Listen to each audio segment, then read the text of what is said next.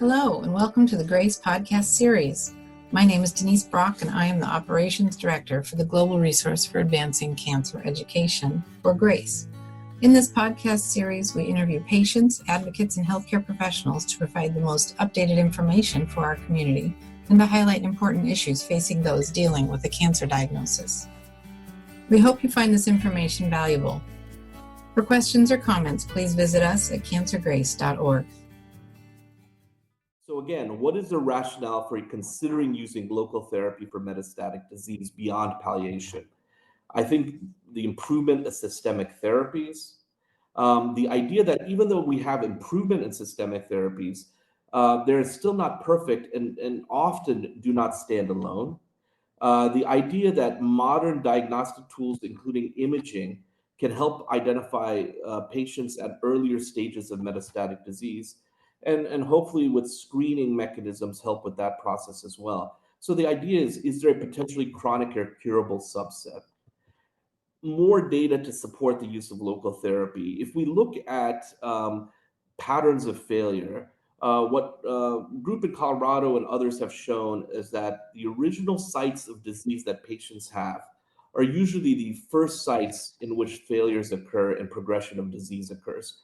So the question was, why not consider employing local therapy if we know more likely than not where the first sites of failure are going to be in the body? And this is what again led to this kind of innovative hypothesis that Hellman and Wexelbaum developed in the 1990s. But we actually have now significant data to suggest that this may be actually helpful. One is we have to look and congratulate our surgical oncology colleagues who, for years and decades, were aggressive with metastatic sarcoma and colorectal cancer that went to the lungs, for instance, or the liver, in resecting those aggressively and still treating patients with a very much a curative approach in the stage 4 setting. The same was done with metastatic non-small cell lung cancer that had isolated adrenal lesions. And then, of course, neurosurgeons have historically been aggressive when necessary for, limited metastatic disease that's gone intracranially. And all of those studies suggested actually a benefit in survival, not just a benefit in symptoms or progression-free survival, even some suggested overall survival. So again, the ideas for using local therapy in metastatic settings or limited metastatic settings.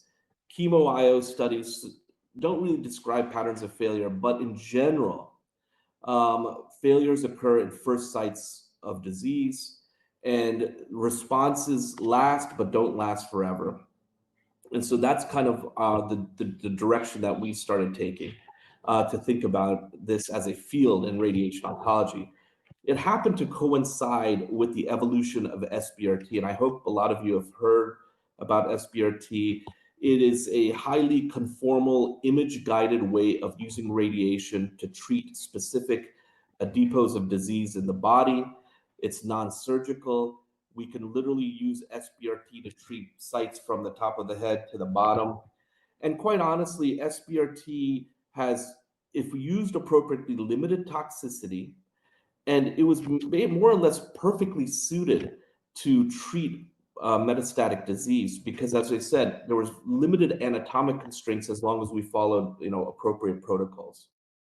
Thank you again for joining us. This podcast was made possible by the generosity of sponsorship from our friends at Lilly and Exelixis. Please like and follow us on Facebook and Twitter. Send us feedback, share your story, donate, and visit us for more information at cancergrace.org. Thank you for listening.